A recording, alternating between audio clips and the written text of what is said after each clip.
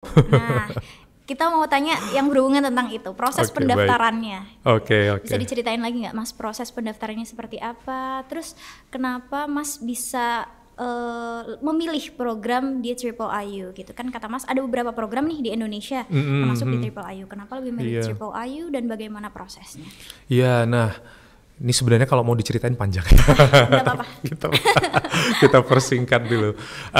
Jadi ketika selesai S3 di 2021 itu, of course saya harus balik ke kampus dulu. Itu kan kampus, mengabdi kembali, mengajar. Tapi memang udah ada persiapan untuk mencari gitu beberapa postdoc yang kira-kira cocok, sesuai gitu kan. Terus ya ada beberapa kesempatan, saya pernah coba ikut di BRIN, dan tahap terakhir juga nggak masuk.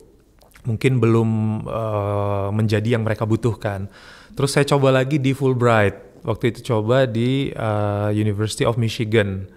Iya. Udah sampai wawancara juga.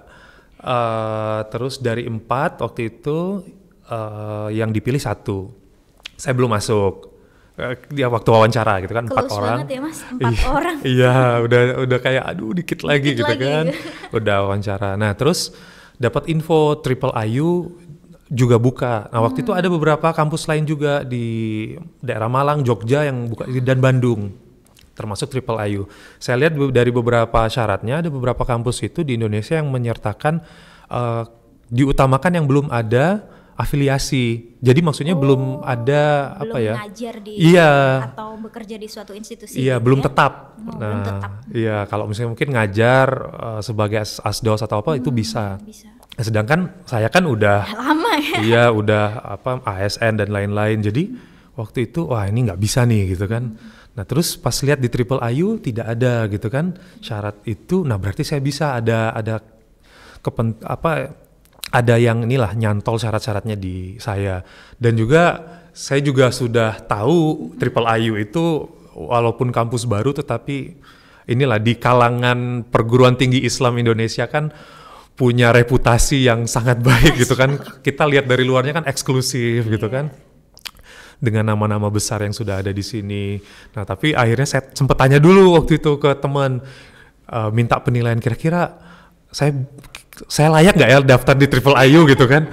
Udah coba aja kata teman gitu kan, nanti layak nggak layak biar penguji yang nilai gitu katanya. Akhirnya udah H-1 deadline saya Langsung.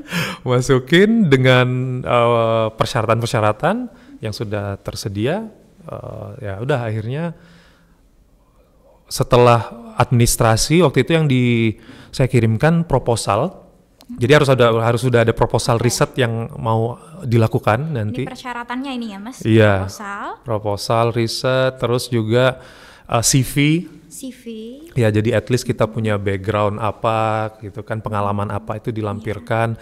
Dan Triple IU minta juga ini waktu itu contoh publikasi yang pernah, tulisan kita yang sudah terpublikasi di misalnya di jurnal atau buku gitu, bereputasi gitu. Scopus. Terus ya Scopus mungkin itu diutamakan ya, saya kirimkan itu. Dan juga udah sih nggak ada surat motivation letter atau paling ini ada rekomendasi dari pimpinan ya, karena kita apa namanya sebagai dosen tetap bahwa pimpinan mengetahui lah gitu kan.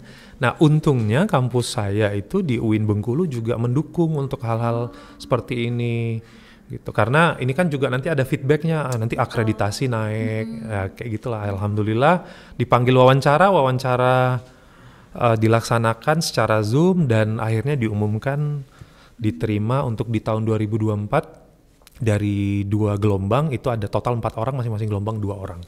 Oke, Mas Arief gelombang berapa? Gelombang kedua di tahun 2024, semester ganjil berarti. Oke. Untuk proses seleksinya sendiri ada berapa macam sih Mas? 2 itu aja sih, administrasi sama wawancara. Wawancara. Iya. Termasuk di tempat yang lain juga seperti itu?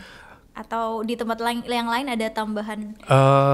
Iya, ada beberapa, ini ada beda-beda juga kayak saya sempat ikut yang Fulbright itu kan harus ada syarat-syarat lain seperti motivation letter, terus menyertakan tidak hanya rekomendasi secara ini, tapi perekomendasinya juga dihubungin sama pihak penyedia itunya program itu untuk diminta ini, ditanya lagi lah ya, ini layak atau tidak, ini gimana gitu. Terus kalau di beberapa tempat kayak di BRIN kemarin kita sudah harus mencari scholars dari BRIN-nya, akademisi BRIN-nya untuk diajak bekerja sama. Jadi ketika daftar udah ada namanya, sama siapa mau kerja sama risetnya gitu. Kayak program ini ya, beasiswa untuk kuliah lagi ya, harus punya dosen untuk jadi pembimbing dan segala macam. Benar ya. Jadi beda-beda beberapa program itu.